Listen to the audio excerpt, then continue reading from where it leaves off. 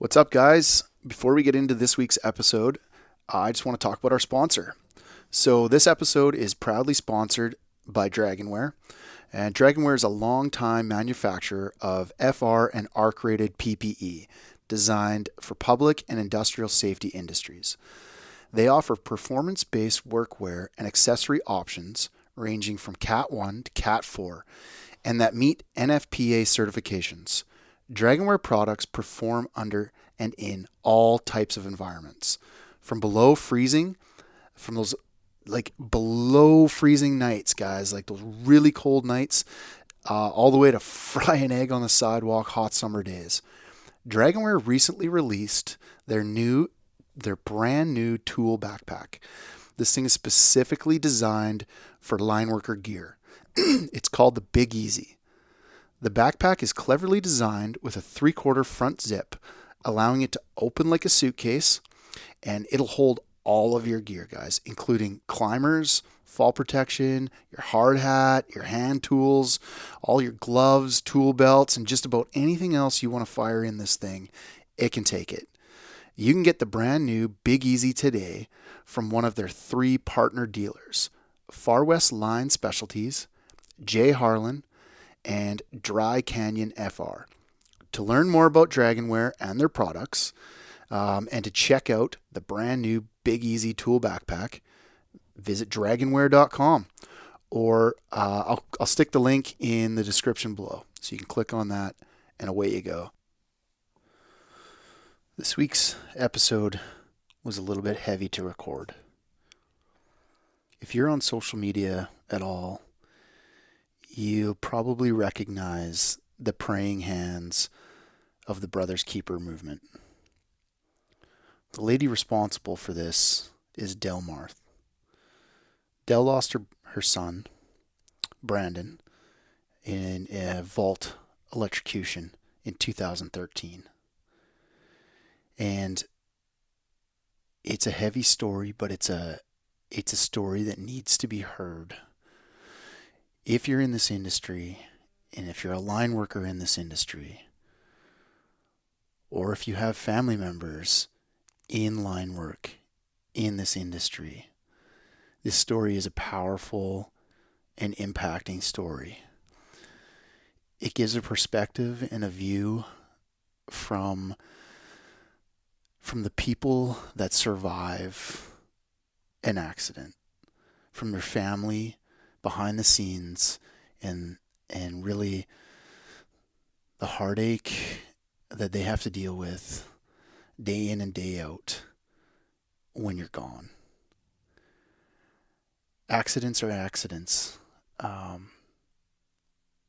honestly, we need to do a better job of protecting ourselves and watching out for the people, the men and women we work with, so that we can come home and see our families again each and every day.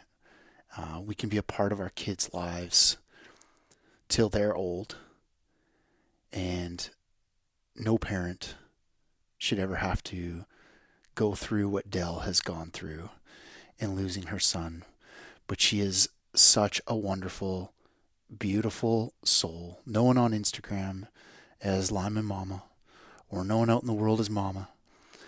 Del has started a movement that's really, it's really amazing to see, and to see her be a part of this, and to do this, and to take this on.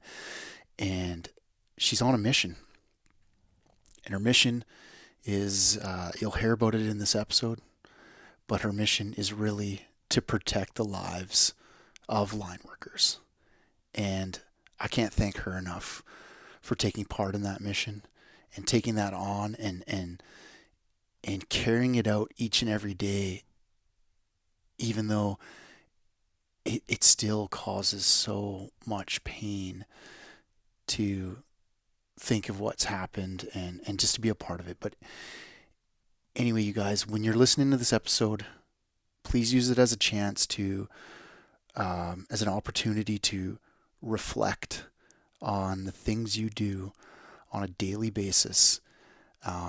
Think about the things you can do different to help protect yourselves and those who you work with every day, to help bring us home every night, because we're not doing an awesome job of it right now. There's still line workers being injured and killed almost weekly out there right now. And there's no excuse for it anymore, guys. We have the technology, we have the gear, we have the safety procedures, we have everything in our power to keep ourselves safe and coming home. So please just listen to this and use it to reflect, and go support Dell and go support what she's doing, because what she's doing is amazing. She's got a website called brotherskeeperalignmentapparel.com. You check out that website, get yourself a sticker, a hat, a t-shirt. She does amazing things with the proceeds, and you get one of those stickers on your hard hat. And it's such a good reminder for the guys that are working with you, when they see that sticker, to just know that, I got to look out for my bud. I got to look out for my brother in the bucket, on the pole, wherever. But anyway, please enjoy this episode. It's a heavy one, but I think you're really going to enjoy it. So let's go.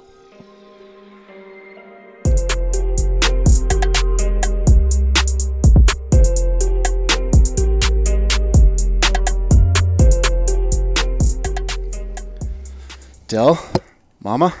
Hi. I'm glad you're here. It's nice to finally meet you, and welcome to the podcast. Thank you. I'm glad to be here. This is, I'm quite stoked that we got to hook up in this way, and we got to actually record this face-to-face rather than over the computer, even though that's face-to-face too, but it's a lot easier to do it this way. Yes. Yeah, yes. Cool. I want to talk about a few things with you. Okay. I think you have an absolutely amazing story to share with the line world. A large portion of the line world, I think, knows your story already, to an extent, but it'd be nice to shed a few more details. We see you on Instagram as LinemanMamma, and we get a little bit of the idea of what you're trying to do, but I'd like to work a little bit deeper into that and get to know what it is that you have to share. So welcome to the show. And Thank you. Let's start with where are you from? I'm from California, in between Los Angeles and Orange County. We live in Whittier. And what's it like in Whittier? I'm from like northern BC. Okay, so it's a little quiet town. Yeah. On the ocean or inside? No, inside. It's 10 minutes away from every freeway, so you're like inside. Like nice. No one can really get to you. So it's quiet. It takes a little while to drive there. Cool. So, and it's quiet on Sundays. Beautiful. Nice. Beautiful. No cars hardly on the street. Oh, yeah. Sweet. I want to get into talking a little bit about your son, Brandon. Mm-hmm. Where was Brandon? Was Brandon born in the same spot? No. No. He was born in, we lived in Alhambra, Monterey Park. Okay. He was born at Beverly Hospital in Montebello. His birthday is February 3rd, 1985. This is a weird, we had just had a baby shower for me the night before. Oh, yeah? Yeah. And so, like the night before he was born? Mm-hmm. Oh, wow. Yeah. So he was early? No. Or was he supposed to be born in around? He was supposed to be born February 14th. Oh, okay. Mm-hmm. But so, yes. Yeah. He was born early. And it was like a funny story. So, woke up, didn't really know, because I was young. Mm-hmm. I was going to turn 22. And so I was telling his dad, I don't feel, right. So he's like, okay. So I lived with my grandma at the time. So he took me home. Yeah. I took a shower. he went to go pick up some people, and I told my girlfriend's dad he lived in Huntington Beach, which that's 45 minutes away. He was there before we were. And I'll never forget the doctor. He was like, "Oh my God, you're so cute." He was telling me, and he was making jokes the whole time, and I'm laughing. It was the easiest. Just the easiest baby. Easiest. People were in my room an hour after I had Oh, wow. Bran. I mean, there was a room full. Yeah. Yeah. That's unusual. I definitely didn't have that experience with my kids. That was, yeah. So was he a good kid and a good, good child growing up? Yes, he was a mama's boy. He was a crybaby. He always had to be right by me. Yeah. Right Well, that by me. happens to boys, doesn't it? So he was a good kid. He played sports. He played football. He did soccer. Any sport he did it to the fullest. He did soccer, baseball, football. Then he went into, he was always active. Okay. He loved bodybuilding. Okay. Yes. So he seems like he likes to try things. Yes. Try new things. Yes. And do Yes. new things. Cool. Always. Outdoor kid too. Yes. Likes outdoors. Cool. Yes, he loved motorcycle riding. He got into skateboarding, surfing. We took him when he turned 18. We took him skydiving. Oh, wow. Yeah. Yeah, he liked Yeah. it. Loved it. I still haven't been skydiving. It's been on my bucket list. I really got to sort that out because it's something I've wanted to do for a long time. I haven't put it together yet. I think I need to make that happen. Yeah, you got to hook up with my husband. He loves skydiving. Does he? Mm. Oh, yeah. Like he's got lots of jumps under him? Like he goes quite a bit? No, or? not quite a bit, okay. but I think like 5 times. Oh, wow. That's cool. Yeah. Cool. So how did Bran, first of all, so Brandon, your son's name is Brandon. Mm-hmm. What's his last name? Orozco. Okay. And there's a certain date that you say your life changed. So you go around, maybe talk a little bit about what you've been up to lately, and then let's relate that back to Brandon. Like what have you been going around and sharing with the Line community? Okay, so how I got started, when Bran passed, I was in limbo, and there was a firefighter that had made the symbol of the prayer hands and the lightning bolts for the funeral. Okay. So there were stickers going around. One day I just started handing out stickers, but before I did that, I got to back up. Sure. I used to see the guys working, and so I used to stop, go get them food, and bring it back, but I wouldn't tell them my name. Okay. I would be anonymous because I didn't want to talk to anybody. Oh, yeah. So I would just hand. You just wanted to do a simple little nice gesture. Mm-hmm. Okay. Then cool. it got into, I would write on the bag. Yeah. And I would put from Brandon Orozco, Local 47. Cute. Right? No, that's good. That's cool. And I would hand it off. Yeah. And then maybe a year or 2 later, I met one of the guys at the rodeo, the Fallen Lineman Rodeo in the NSU JL. And he comes running over to me and he's like, "I've always wanted to meet you. 40 tacos you brought us." Really? Yeah. Yeah. He remembered you? And He just remembered, they're some lady he described. Yeah. A young kid took it from me, and I go give this to, the foreman. And so he described. And he's like, "You're it.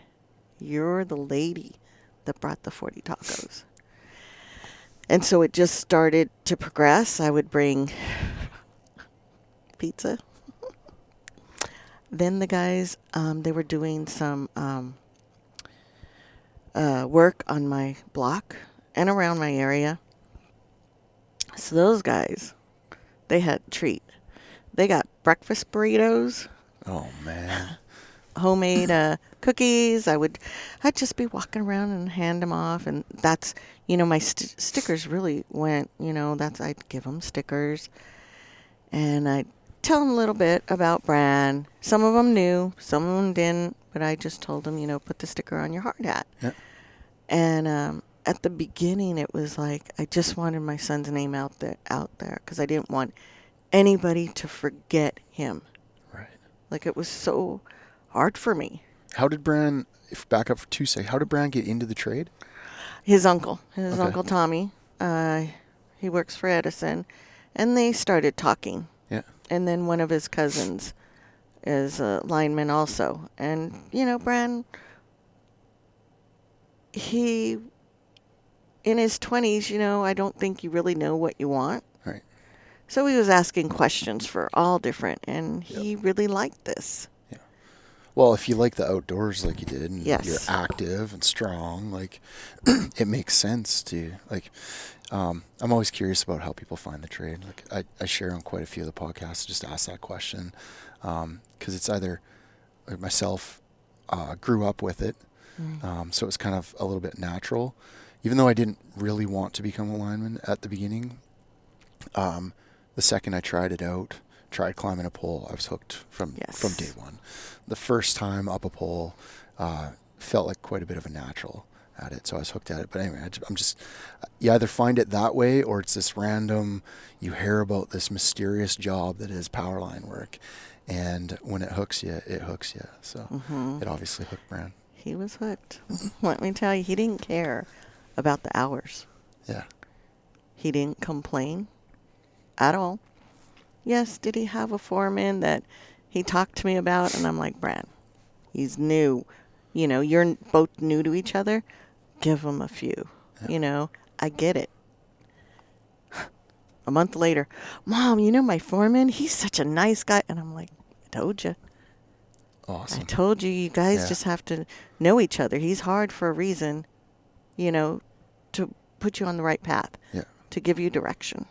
Was Bran okay with taking a little bit of, like, the I'll call it verbal abuse that foreman can give newbies? He is, but he has a soft heart. All right. Yeah. Takes it to heart, like took it personally. Yes. Yeah, I'm the same way too. Yes. I used to take it very much to heart. Yes, he was. Yeah. It used to beat me up pretty bad, but then I attribute a lot of who I am because of that, though, and I appreciate it now. Yeah. I didn't so much appreciate it back then, but I definitely appreciate some of that now. Mm-hmm. Some of it still could have gone without, but there's a point. There's a fine line there where you're getting barked at, and then you're getting, He never really came home with any like stories like bad.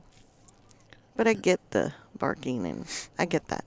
Did he talk? Did he talk about the guys, and like, kind of feel like he formed a good, fell into that brotherhood with the guys he worked with, and Yes. the line trade, like, really liked it? Yes, in fact, like we talked, but I hear more now. Cool. When I talk to I call them my boys. Yep. When I talk to my boys, and they'll tell me stories. Yep. And I'm like, I'm glad. Yeah. I'm glad that he was a good man. He would help anybody. Anybody. Was he always like that as a kid? I think he was shy. Oh, yeah. He was shy as a kid. And yeah, he was real shy. My middle son is very much like a caring soul. He really cares. He's like a humanitarian at heart. Yeah, he's a real humanitarian. Loves people. Loves to just do things for people, or really, like, if he sees somebody in need, he just really wants to care for them. Yeah. Like Brandon, I can tell you, he's my rock. Cool. Like just before he passed, like I had a 50th birthday party. He was at one side of the party, I was at the other. And he was talking with everybody, and I'll never forget this. My girlfriend's husband is, he's a vice president. So he knew Bran, but didn't get really a chance to talk to him. Sure.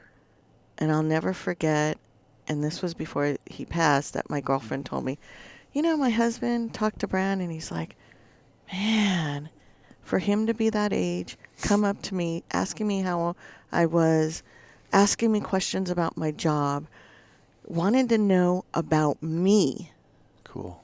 and sat there and was really interested instead of like, oh, okay.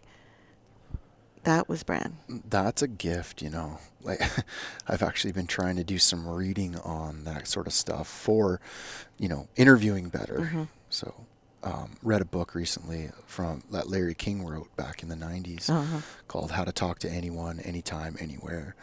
All about interviewing, and everything you just described is stuff that Larry King had to find in years of broadcasting and wrote about, just that sort of stuff, Yeah. being interested in somebody and, Yes. you know, talking And, about them, mm-hmm. letting them talk about themselves. And it wasn't the first time I heard that. Yeah. It's like been, and I'm like, that's my son, you know, I'm a proud mom. Cool. So I'm grateful that he was respectful and wanted to know about people's lives instead of just like me. Yeah. 'Cause, you know. Yeah. So he was an apprentice. He was going through his apprenticeship. Mm-hmm. He How was far along was he? 5th step. And he enjoyed all parts of the apprenticeship. What was he finding a part of the trade that he liked a little bit more? Well, he did the steps, so he went to climbing school, Mm-hmm.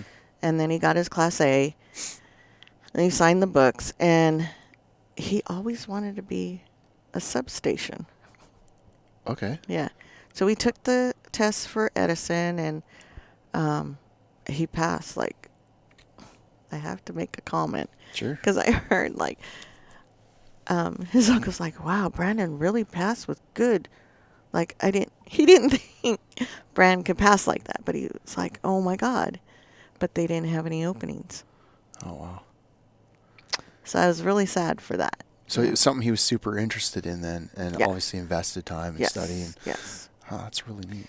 Yeah. So then he signed the books, and then, you know, he went up north for a while, worked with Diversified, Par, Hinkles, you know, worked around. That's a nice part of the trade, and even for apprentices to be able to get out and work with different areas. Yes. And actually do a little bit of traveling.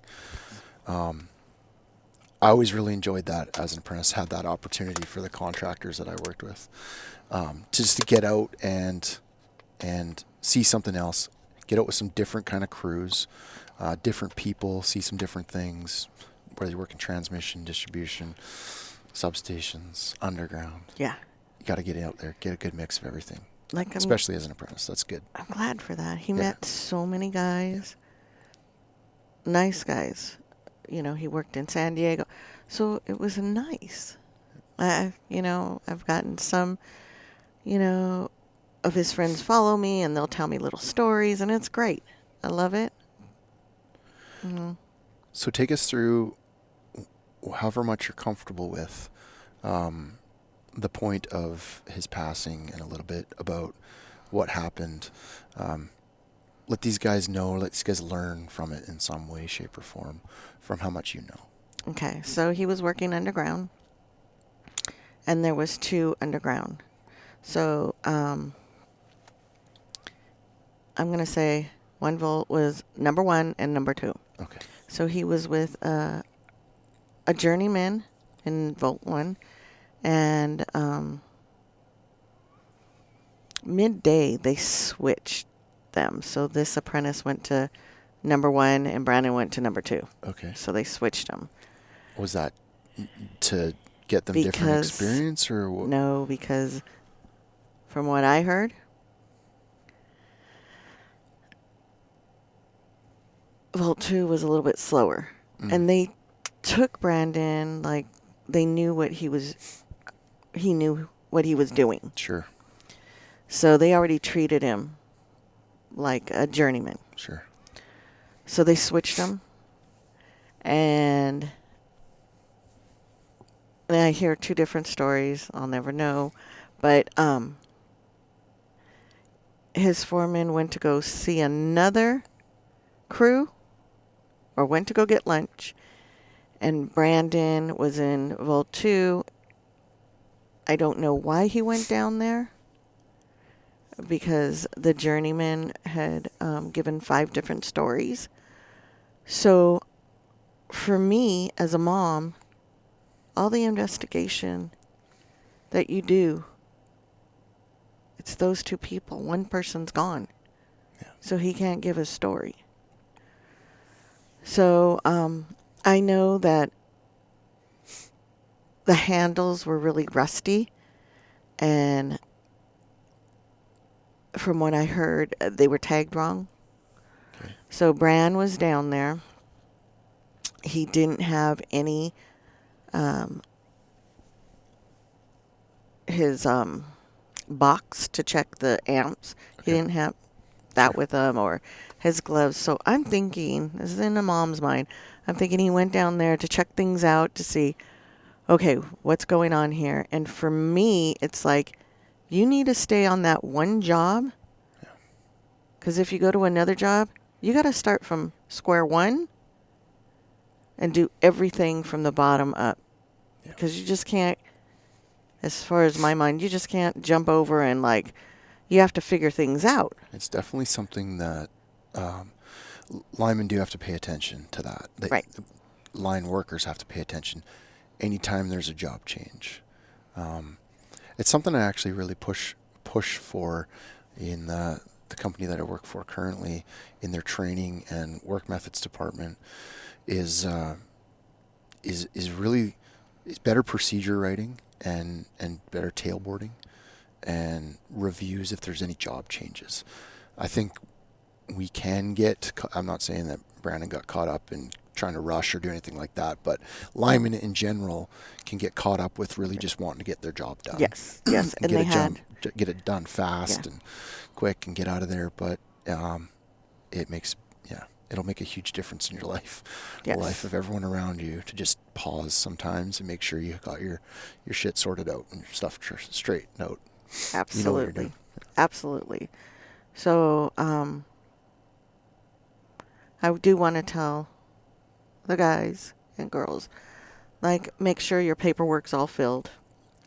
Make sure you have the right phone number on that emergency card. I'm going to take you through how I found out. Sure. So, that weekend, my husband and I were in Vegas. It's a weird weekend. It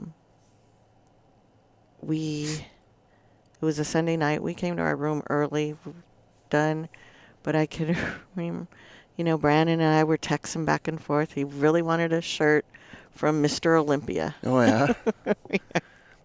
So I couldn't get it. Anyhow, so Monday is the day he passed, September 30th, 2013. We took an earlier flight. That was odd for us. And, it was so ironic. Is like, I'm going down the escalators and I'm seeing these beautiful butterflies hanging from the ceiling. And it just felt weird. And so we got home and my phone would go in and out. And so I had messages and I saw missed calls. And I was telling my husband, you know what? I'm going to call Brad, see what he wants for dinner.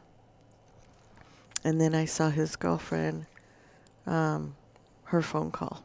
And I'm like, oh, let me call her and see what she wants. And his dad called, but that was kind of normal. Okay. And so I call her and she told me Brand got hurt. You got to come to the hospital. I'm like, okay. Well, I didn't ask what hospital. I knew he was working in Huntington Beach, California. I never asked what hospital. I just was driving to Huntington. So my husband and I got in the car and we started driving, and then Brandon's dad called. And he goes, what are you doing? And I'm like, well, I'm going to the hospital. Brandon got hurt. And he kept on asking these questions. Well, who's with you? Where are you at? And I'm like, I'm here. I'm in Whittier. I'm headed there. Well, are you driving? Yes, I'm driving. He goes, well, why don't you let Pat drive, my husband? Well, I'm driving. Well, he told me while I was driving that, our son passed. I'm like, what?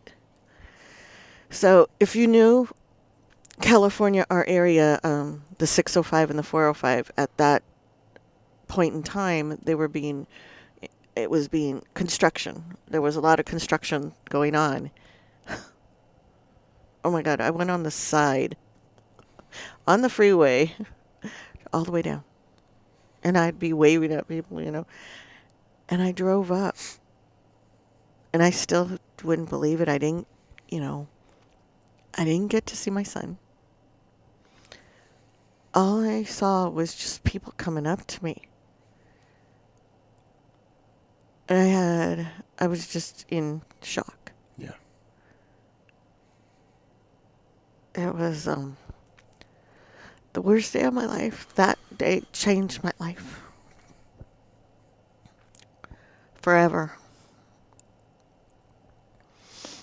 So you have a message now that you're trying to tell, and I think you've been doing a fantastic job at this. No, that's fine.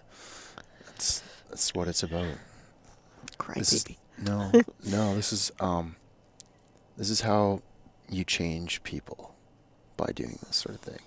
This is how you save somebody's life, or save somebody from getting seriously hurt, or losing an arm or a hand or a foot or whatever, is by sharing the story. And thank you for sharing the story. You have a message now that you've been trying to share for a few years since Brandon's passing. Mm-hmm. You got into a little bit of, you take the lineman pizzas and tacos, which is that's great, and it's turned into stickers. Yes, the stickers. Those were my first adventures. I thought, like I said, I was just trying to keep his memory alive, and I don't want anybody to forget him. And so I think I'm up to I'm not counting anymore, but the last time I were 50,000 stickers. And every time I'm having a bad day and I just don't want to do it anymore and shut it down, I get a DM from a lineman, and they're telling me, how the sticker saved their life. They were at a job, and there's some good stories. I don't have them with me, but there's some good stories, and I'm very proud. And they keep me going. Yeah. Because I feel like those stickers, did I come into this at one point thinking one thing, and now I'm thinking a couple of things? Like, they're saving people's lives. And if you know me, I've always written one hard hat at a time. Yep. And I'm going to get to all these hard hats. Yeah. And then, if I could save a life, I've done my job. I think you have. I want to save all lives. Yeah. But my journey is to save lives, be there and if you know me, guys, you're my boys, and I just want to be there for them. And so the stickers came into, I did a hat with the prayer hands on them. And I didn't sell at that time. Where did the prayer hands come from? They came from a gentleman. He is a firefighter. Okay. And he drew this up for Brandon's memorial. Oh, wow. And I just talked to him maybe 9 months ago, talking to him for the first time. I finally got his phone number. So we had such a good talk. He was so proud. That's awesome. To do them. Right? Yeah. See, you're giving other people the chance to be a part of it too, which is cool. Like, you're giving me a chance to be a part of your son's story as well. And, this podcast so far has, 16 episodes or 15 episodes, and there's 20,000 downloads worldwide. So it's not just the US that you're getting into. I'm from Canada. This thing's being listened to. Yeah, I've seen you at the International Rodeo. I'm sure you've given those stickers out to a few people from far off lands too, right? That was my first. Yeah. Crazy. That's good though. I thought, when I started the sticker, I started going to the International 4 years ago. Yeah. And in my mind, I was like, oh my God, all those linemen, God, I could hit every single hard hat there. That's awesome. So packed my bags, and Just pouches full of stickers. yeah. And my husband just thought I was crazy. Like, I went there all by myself. I knew maybe a couple of people. Like, I think I must have been really crazy just to go there by myself, not knowing hardly anybody. And I think the first or second year, it's the first year, I met a gentleman, and he's the master judge. Okay. If you know me, I have no clue. Yeah. You know, I'm a mom on a mission trying to I'm save learning. lives. Yeah. So I met a master judge. He became my friend. And we talk, and I had done my first scholarship last year for the international. And that was emotional. I'm very proud to be the first parent that has ever done that. So you started a scholarship fund? Well, they have scholarships. Okay. But they're from vendors, businesses. Okay. So when I talked to him, and I'll never forget the conversation. He was kind of stunned. He told me, "But you're the mom." I'm like, "Yeah." And he goes, "You want to donate?" I'm like, "Yes." That's awesome. I'm like, "I want to donate in memory of Brandon. I want to give this scholarship, and the scholarship goes to an apprentice going to line school." So, yes, I want to do that, and I will continue to do that every year. Do you have a way for people to donate to you for, say, like this donation? Okay, so we just talked about this, and I like doing it out of me personally, not, and I'm going to go back how I got my company, but not through the company. I pay because it's personal. Fantastic. It's personal to me. Cool. And maybe later on, yes, but right now it's just such a personal thing. And I'm a proud mom, and I'm going to pay for my son. That's great. So I'm going to go back to the hats. So I made one hat, and I love wearing hats. Yeah. And the hats are great.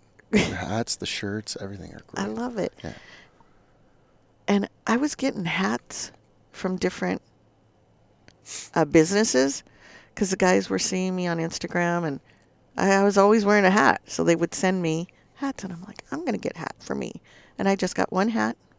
Then I was getting post and DM, and they're like, "Mama, do you sell those hats?" And I'm like, "No." So I started making hats. It was a lot of money, and sending them out for free. Yeah. Yeah. Because I was like, "Oh, they need one," or "they need one," and I was just sending them out. And then I'm like, I want to do a business, because with that money, I want to give back. So I started my business, and within 10 months, I gave out $15,000. Wow. Yeah. And that was like phenomenal. I was just...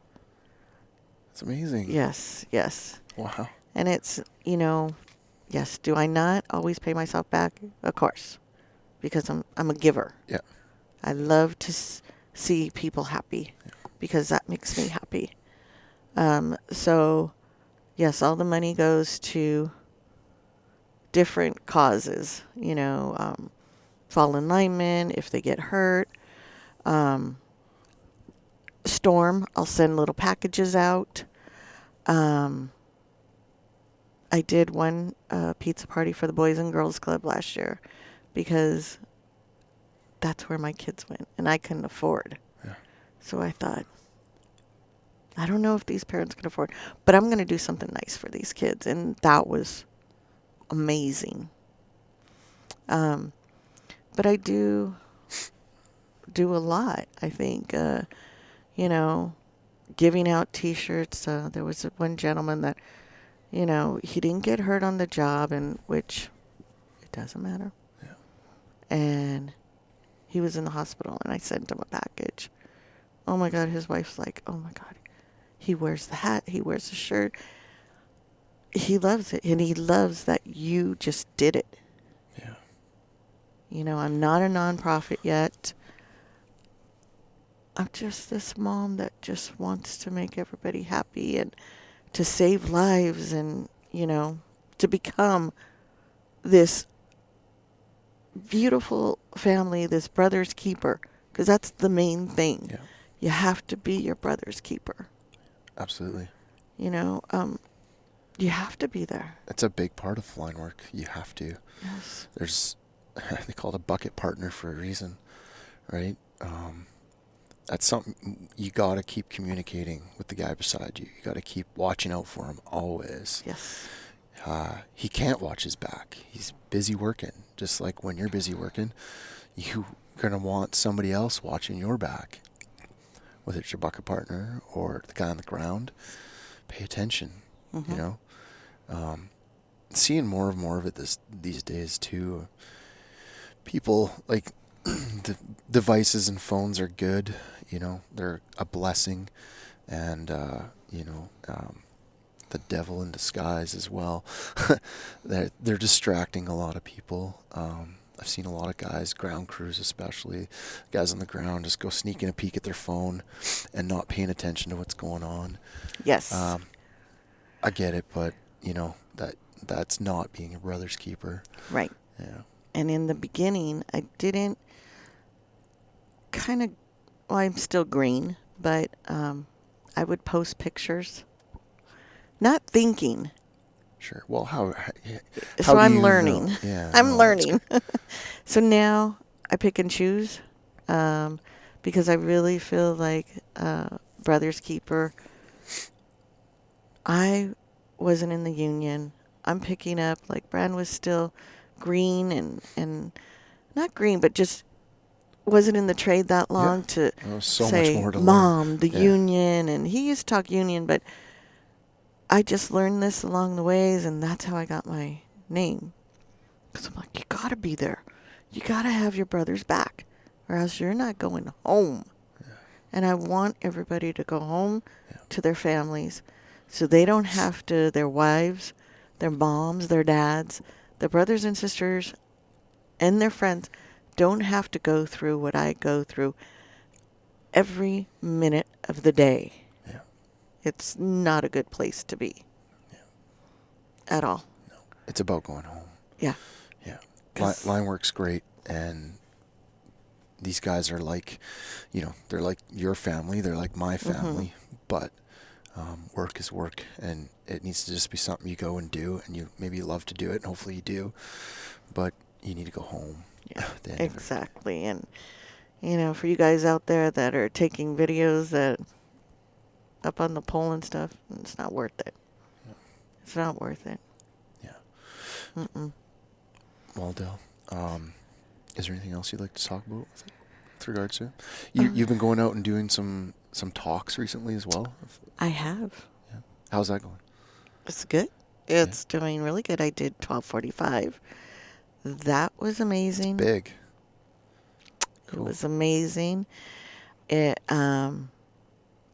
loved how the guys interact, and that was the special thing about it. They told stories to the other guys what happened to them, so maybe they can make awareness, you know, and they talked amongst each other, and yeah, the more his story is shared, right? Fantastic. The more it gets everybody thinking and thinking about what they're doing and paying attention, and, you know, making sure they're going through their safety steps and reviewing their tailboards. Tailboarding's a big deal. Like, a lot of guys, myself included, would just, you know, tailboarders or job, you know, tailgate meeting or whatever you do, there's a form that you usually have to fill out, the paperwork portion. Lots of guys just jot stuff down. Here you go, sign away, and let's go to work. And they don't even talk about it. And they don't even review the steps. They think everyone should just know always. And I don't care if it's the same job you did yesterday. You're showing up to another pole change, and you've done, you know, 300 days of pole changes. They're all different. Every one of them is different Absolutely. in some way. And it might not even be the pole that's different. It might just even be your headspace for the day that's different. And it can be the thing that gets you. So you need to discuss these things first and foremost. And then you need to be your brother's keeper. You need to pay attention to your crew. You know, Absolutely. how's Johnny? Is he, doing good today? Did he get enough sleep? Does he look a little off? Does he need to go in the air? Or can he stay on the ground? Or does he need to go do that task? Or could he go do something different? But you got to let your brother Yeah. know Yeah. what is on your mind. Yes. Yeah, that too, for sure. Yeah. Yeah. So 12:45 was a good one. I thank Michael and Casey for putting that on. And then I've done Diversified this year. Are people reaching out to you? Yes. Okay. I don't. And is this something you're encouraging people to keep reaching out to you? Like Yeah. something you want to go do some more of? I will do Cool. whatever. But for me, when you reach out to me, that's when it means more Sure. than me knocking at the doors. That kind of, for me, it's like it's not natural. I want the guys to come natural to me and to ask me to go talk and speak, because if I'm knocking on that door, it's just going to be commercialized, and they're just going to say, okay, another safety speech. And that's not how I want it to go. I want it to be all natural. Every safety speech is different for me. It's how I feel that day. If I'm having a bad day, I'm going to tell you. And I'll be a bigger crybaby. Yeah. But, yeah, I did District 47 at Edison. I did, and this one was a great one, the Redlands Yard a couple of weeks ago. All the money was raised for this young kid. He was an apprentice, and he got in a motorcycle accident, and his name was Sean Elder. And all the proceeds, we raised $5,200. Wow. That's cool. All the proceeds went to his family. And these guys were amazing. Like, I've been to some, no offense, anybody, but oh my God, they came out of the woodwork. I had linemen selling the product because it was just, there was like 100, maybe 150 guys. Anything. And I knew that they wanted the product, but I think it was more like for Sean. Yeah. And that's a good thing because it warms my heart. Absolutely. And then I do the Edison Rodeo. I have my product there. I sell there. And that is unbelievable. So I feel like I'm on the road with the guys. Yeah. And No it's kidding. a good feeling. Yeah, for Like, sure. I love being with them. Yeah. You know, they share their stories, and, you know, I like how they treat me, because they're always like, Mama, you're going to go out to dinner. Mama, you're going to do this. I feel good. It's like maybe I need that, you know, to help me deal with my son. Yep. They get it. They get me. Yeah, they do. So, They deal with it every day. So right. I can say they get it. And it's different than when your family or your friends, they don't get it. So I go towards more the guys, my boys. Yeah. Like, if I'm having a bad day or what have you, they're there. I may make them cry. Yeah. But I can tell you right now, they're always there for me. Even if it's a little thing like thank you. Yeah.